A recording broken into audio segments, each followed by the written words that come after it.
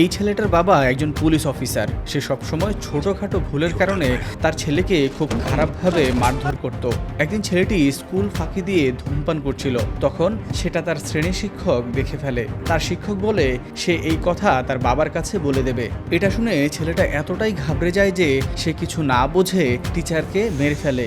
আর এটা তাদের গ্রামের প্রথম খুন ছিল। তার বাবা অপরাধীটিকে ধরার জন্য তদন্ত শুরু করে, যে কারণে সে অনেক রাত পর্যন্ত ব্যস্ত হয়ে পড়ে আর তার ছেলেকেও মারধর করে না।